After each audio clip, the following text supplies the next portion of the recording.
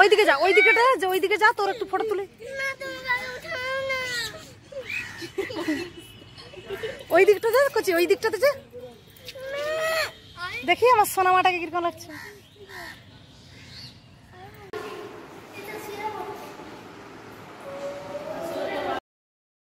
বলছি যেমন social media থেকে এত ভালোবাসা পেয়েছি বিশেষ করে, আর এখানেও কিছু মানুষ নিজেদের কাছের না হয়েও বা রক্তের সম্পর্ক না হয়েও কিন্তু মানে মনে অনেক বড় জায়গা করে নিয়েছে।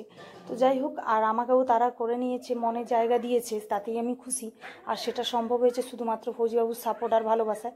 আর এই ভাইটা কিন্তু বারবার জিজ্ঞেস করছিল ফৌজিবাবুর কথা।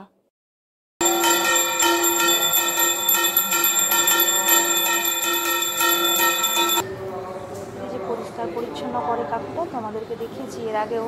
সেই কাকুটা কিন্তু এই মালাটা দিয়ে গেছিলো, আমাকে বানিয়ে দিয়েছে, বলছে তুই পরিয়ে দিবি মা, ঠাকুরকে দিয়ে দিবি আর কি। যাই হোক, অনেক অনেক ভালোবাসা কাকুটা। আর সত্যি কথা বলতে অনেক মানুষের মানে কী বলবো, রক্তের সম্পর্ক না থেকেও কিন্তু মনের সম্পর্ক এত বড় হয় আমার জানা ছিল না। কালকে ছিল সোমবার, ঠিক আছে, শ্রাবণ মাসের প্রথম সোমবার, কিন্তু আমি চলে এসেছি মন্দিরে। আর সবুজ শাড়ি, সবুজ চুড়ি সমস্তটা পরে। এটা কিন্তু আমাকে ফৌজিবাবু গিফট করেনি। এই শাড়িটা কে গিফট করেছে অবশ্যই তোমাদেরকে বলবো। তো চলো ব্লগটা দেখতে থাকো, তবেই কিন্তু জানতে পারবে। আর এইদিকে দেখো, আমি কিন্তু ম্যাচিং করে ব্লাউজও পরেছি, কিন্তু এর সঙ্গে হলুদের কম্বিনেশন ছিল বলে তাই কিন্তু আমি হলুদ রং পরেছি।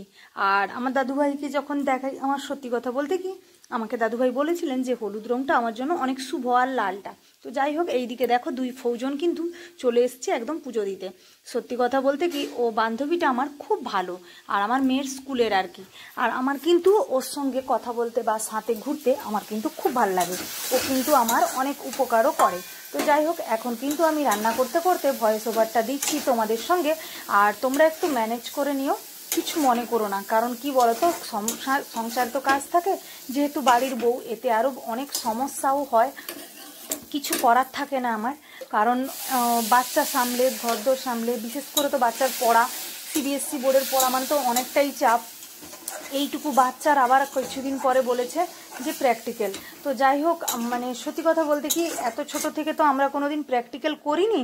হ্যাঁ মানছি, হয়তো আমিও কিন্তু প্র্যাকটিক্যাল করেছি, লোকেরও প্র্যাকটিক্যাল লিখেছি, কিন্তু ক্লাস 1 থেকে যে প্র্যাকটিক্যাল হয় এটা আমি জানতাম না, যদি না আমার মেয়ে ইংলিশ মিডিয়াম স্কুলে পড়তো। তো যাই হোক, আর এইদিকে দেখো ফুল টুল সব সাজিয়ে নিয়েছি। আর এখানে কিন্তু আমি মন্দিরে এসেই কিন্তু ব্লগটা শ্যুট করছি, এই কারণে সত্যি কথা বলতে কি, বাড়িতে ব্লগ বানানোর একদমই টাইম ছিল না। সংসারের সমস্ত কাজ সেরে মেয়েকে তাও পড়াইনি। আর মেয়েটার না শরীরটা ভালো লাগছে না বলছে, জানি না কি হচ্ছে ওর শরীরের মধ্যে। কারোর শরীরের মধ্যে হয়তো ঢুকতে পারবো না, যেহেতু মা হই চিন্তা অনেকটাই, যেহেতু ওর বাবা বাড়ি থাকে না, তোমরা তো সবাই জানো।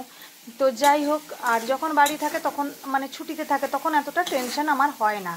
আর যে স্ত্রীর না মানে বিশেষ করে বাড়ির বউদের, যদি পুরুষ মানুষ, যাদের ঘরে পুরুষ মানুষ বাড়ি থাকে না, তাদের কিন্তু অনেকটাই সমস্যা হয়। এই যে হাট বাজার করো বলো, বা ঘর দর সামলানো, বা কোনো একটা বাইরের কোনো কাজ, সমস্ত কিন্তু তার স্ত্রীকেই করতে হয়। এটা একটা অনেক বড় সমস্যা।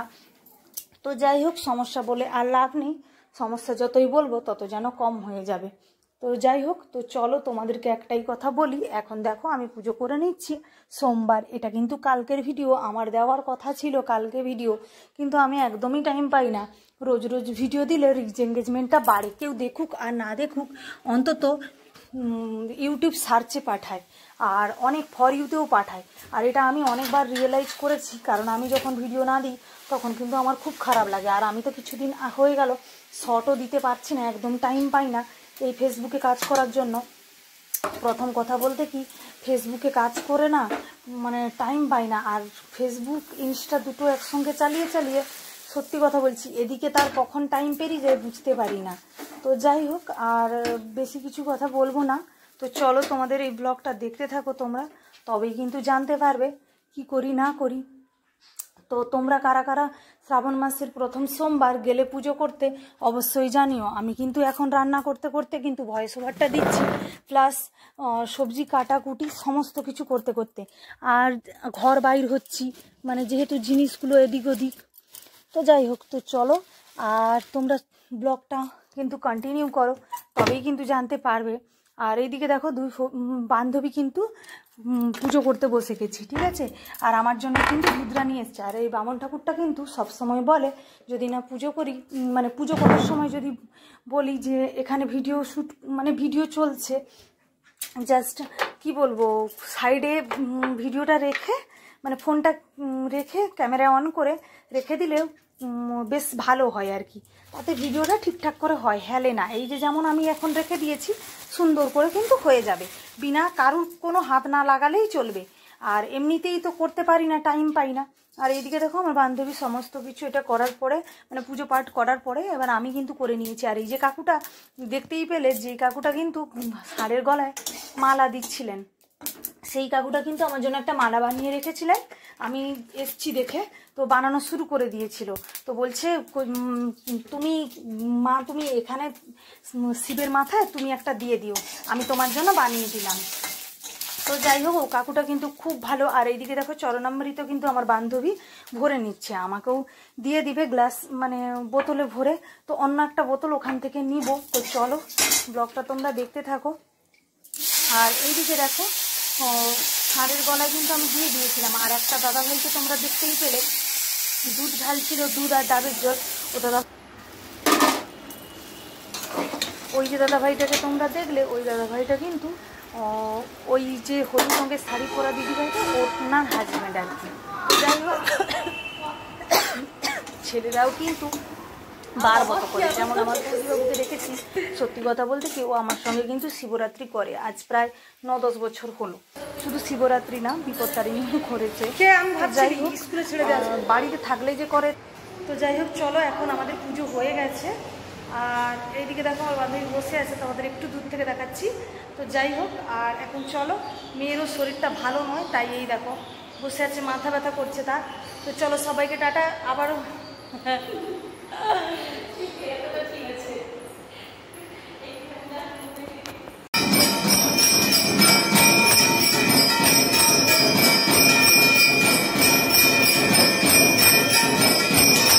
আর এইদিকে দেখতে পাবে কিন্তু শিব পুজো হয়ে গেছে। শিব পুজো হয়ে যাওয়ার পরে কিন্তু এখন নিচে চলে এসেছি কালী মায়ের মানে মূর্তির কাছে।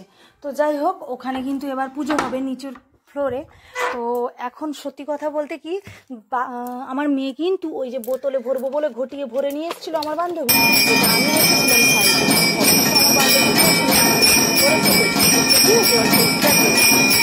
যাই হোক, তার জন্য কাকুটা বলছিল বারবার ধরে যে তোমাকে মুছতে হবে না, আমি কিন্তু মুছে দিচ্ছি। আমি বলছি না না, আমার কোনো সমস্যা নাই, মুছে দিতে পারবো আমি, আর একটা মানুষকে কত আর কাজ করাবো। তো যাই হোক, চলো এখন মুছে নিয়ে এখন প্রণাম করে নিচ্ছি, পুজো হয়ে গেছে। এবার বাইরে একটু ভিডিও টিডিও যদি করি ভালো কথা, না হলে না। আর কেমন পরিমাণে রোদ বেরিয়েছিল, ভীষণ পরিমাণে মাথায় কিন্তু রোদ লেগেছে। তারপরে বাড়ি আসার পরে কিন্তু আমার শরীরটা হঠাৎ করে অসুস্থ হয়ে পড়ে। মেয়ে তো বাড়ি এসে যখন দেখি 102-3 জ্বর আর কি। তো কী আর করা যায়, কিছু করারই নেই। হঠাৎ করে কোনো কিছু হলে না ভীষণ খারাপ লাগে, যখন বাচ্চা অসুস্থ হয়ে যায় বিশেষ করে। তো যাই হোক, আর এইদিকে দেখো আমি স্কুটিটা ঘুরাচ্ছি। ফৌজিবাবু কিন্তু বারবার আমাকে বলছিল যে তুমি কিন্তু খারাপ ভেবো না, একটা কথা বললাম কি না, ও কিন্তু আমার ভিডিও দেখেছে, মানে আমি তো ইউটিউবে দেইনি, জাস্ট ও কার কাছ থেকে শুনেছে, হয়তো বা কেউ বলেছে। নিয়ে গেছি এতটা রাস্তা মেন রোডের উপর দিয়ে, এই জন্য বকা দিচ্ছিল।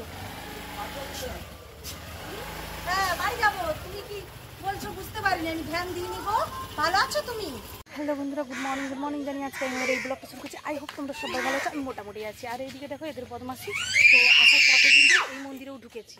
তো যাই হোক, তো চলো তোমাদের সবটা শেয়ার করব।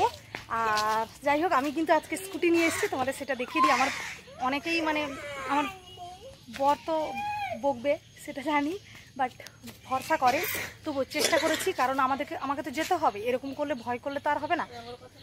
হ্যাঁ, আমার বান্ধবীটা আসছে, আমার বান্ধবীটাও খুশি, কিন্তু আমি নিজের ভরসাতে এনেছি। ও না বলেছিল, তাও মানে ও বলছিল তুমি যখন পারো না তাহলে, আমি না চেষ্টা করে দেখি, কিচ্ছু হবে না, বি পজিটিভ।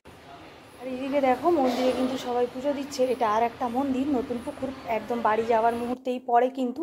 আর এদিকে দেখো বান্ধবীকে জিজ্ঞেস করছে ওই ছেলেটা যে তুমি এখানে গিয়ে পুজো দিতে এসছো? তো আমরা বলছি না, আমরা অন্য মন্দিরে অন্ধ মন্দিরে পুজো দিতে গেছিলাম শিব ঠাকুরের কাছে, তারপরে কিন্তু আমরা এখানে এসছি একটু। তো যাই হোক, সত্যি কথা বলতে গেলে না মাঝে মাঝে মন ফ্রি করার জন্য এই জায়গাগুলো ঘুরে যাওয়া অনেক ভালো। আর আমার বাড়ির কাছে কিন্তু বেশি দূর নয়, প্রায় 4-5 কিলোমিটারের মধ্যে অনেক সুন্দর সুন্দর জায়গা আছে ঘোরার আর কি। আর সত্যি মন ভালো হয়ে যায়। আসলে কি বলতো, আমরা বাড়ির বউরা তো কোথাও তো তেমনভাবে যেতে পারি না, একঘেয়েমি টাইপের জীবন আমাদের, তো কিছু করার থাকে না, তো তার জন্য আর কি। আর দেখো এইদিকে কতটা খুশি লাগছিল আমাকে। হ্যাঁ, আমি প্রচুর খুশি, কারণ নিজের মানুষটার জন্য পুজো দিতে এসেছি প্রথম কথা। আর দ্বিতীয় কথা, এই শাড়িটা তোমাদেরকে বলছিলাম না যে এই শাড়িটা কে দিয়েছে, তো সত্যি কথা বলতে কি এই শাড়িটা কিন্তু আমার শ্বশুরমশাই দিয়েছিলেন ঠাকুমার কাজ করে, তাই কিন্তু আমি ধুয়ে পরলাম, এই প্রথমবার পরেছি তার জন্য আর কি। আর যেহেতু সবুজ শাড়ি হয়ে গেল, তখন আর বেকার কিনবো না। আর আমার মেয়েটা দেখেছো কত রাগ করেছে। তো যাই হোক, একটু অভিমানী, শরীরটাও ভালো লাগেনি, বারবার বলছে আমার মনটা খারাপ, খালি বলছে, জানি না। আর এইদিকে দেখো মন্দিরটা সুন্দর করে দেখে দিলাম, মন্দিরের ভিউটা কেমন লাগছে অবশ্যই জানিও। আর এই ভিডিওটা কিন্তু আমার বান্ধবী করেছে, কী করেছে আমি জানি না, জড়তা ভাব দেখো ফোনের মধ্যেও, সবাই তো সমান না, আর কে কেমনভাবে ভিডিও করবে। আর আমি তো রোগা, একটাও জিনিস আমার ফিটিং হয় না, টেলারিংয়ে কদিন ধরে মেরে মেরে তারপরে ফিটিং হয়েছে। আর এই জন্য আমি কাটিং করিনি, মানে সত্যি কথা কাটিং করে করলে খুব ভালো। তো যাই হোক, অনেক দিন ধরে বসা হয়নি একদম।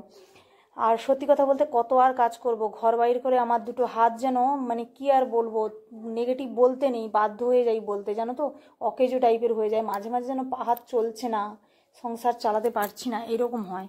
মানে কি এক কথা আছে না, টাকা থেকেও মানুষ কিন্তু অনেক সময় খেতে পায় না, এটা সত্যি কথাই কিন্তু। আর এইদিকে দেখো বাজার থেকে আসার পথে কিন্তু আমি মাছ নিয়ে এসেছি, তোমাদের সেটা দেখিয়ে দিলাম। আর এইদিকে দেখো কাপড় না ছেড়েই কিন্তু মাছটা ধুয়ে নুন মাখিয়ে রেখে দিব ফ্রিজে, আর মেয়ের জন্য একটু ভেজে দিব, কারণ ও তো ছোটো বাচ্চা, ওর খেলে কোনো কিছু না, কারণ ওরও তো মুখের স্বাদ লাগবে, শরীরটা ভালো লাগছে না বলছে, জ্বর জ্বর ভাব। তারপরে এসে যখন হঠাৎ দেখি মেয়ের কিন্তু 102-3 জ্বর। তো যাই হোক, দেওর মশাইয়ের দোকান থেকে কিন্তু আমি আসার সময় ওষুধ নিয়ে এসেছিলাম। তো যাই হোক, এখন কিন্তু মেয়েকে খাইয়ে দিব, সেটার জন্যই রেডি করছি সব কিছু। আর এই দিকে দেখো ওষুধ নিয়েও চলে এসেছি, এখন দুটো জল ঢেলে মুড়ি খাবো। আমি যেহেতু বার করিনি, নিরামিষ শুধু, তার জন্য এসে কিন্তু জল ঢেলে মুড়ি খেয়ে নিয়েছি। আর এইদিকে দেখো মেয়েকেও খাইয়ে দিচ্ছি, কারণ মেয়েরও একটু শরীরটা খারাপ করছে, প্রচুর পরিমাণে মাথা ব্যথা করছে। আর মেয়েকে দেখতে দেখতে না আমি অসুস্থ হয়ে পড়েছি, সত্যি কথা বলতে রোদ মাথায় লেগেছে প্রথম কথা। দ্বিতীয় কথা না, ঘর বাইর হাট বাজার সমস্ত কিছু, আমার যদি কেউ একটা হেল্পিং হ্যান্ড থাকতো হয়তো ভালো হতো। আসলে বিনা হেল্পিং হ্যান্ডে কিন্তু আমি সব কিছুটাই ম্যানেজ করি কিভাবে, এটাই তোমাদেরকে বলে দিলাম। ওই যে মাঝে মাঝে অসুস্থ হয়ে যাই, কিছু করার থাকে না, তখন কিন্তু আমার মেয়ের স্কুল বন্ধ হয়ে যায়, আর কিছু করার থাকে না। সেরকম যদি কেউ হেল্পিং হ্যান্ড থাকতো হয়তো আমাকে হেল্প করার আমার পরিবারে, তাহলে কিন্তু আমি হয়তো মেয়েটাকে নিয়ে একটু শান্তিতে বাঁচতে পারতাম। তো যাই হোক, মন খারাপ করার নেই। ফৌজিবাবু কিন্তু বারবার বলে কাজের লোক না হলে রেখে দেবো। সত্যি কথা বলতে গ্রামে তো, এখানে যদি কাজের লোক রাখি তো লোক উপহাস এমনিতেই করবে, এমনিতেই কত মানুষের হিংসা, আমরা উন্নতি করে নিচ্ছি, তো মানুষ কেন এমন করে জানি না। তো যাই হোক, আর এইদিকে দেখো খাওয়া দাওয়া হয়ে যাচ্ছে, মনটাও ভালো নেই, যেহেতু সকাল থেকে ফৌজিবাবুর সঙ্গে কথা হয়নি। আর ও কিন্তু কাজের জায়গায় এতটাই ব্যস্ত হয়ে গেছে, আর আমি কিন্তু টাইম দিতে পারিনি ওকে। ও ফোন করলে আমি ব্যস্ত হয়ে যাই, আমি ফোন করলে ও ব্যস্ত হয়ে যায়, কি আর করব। তো এখনও বলে চাকরি করো না, চাকরি ছেড়ে দিয়েছো তাও তুমি এরকম। তো যাই হোক, কিছু বলবো না, সবাই ভালো থেকো, সুস্থ থেকো, সবাই এই ওয়েদারটা একটু মানিয়ে গুছিয়ে চালানোর চেষ্টা করো, কেন বাড়ি বাড়ি জ্বর হচ্ছে। তো যাই হোক, সবাই সাথে থেকো, পাশে থেকো, আবার দেখা হচ্ছে পরের ব্লগে।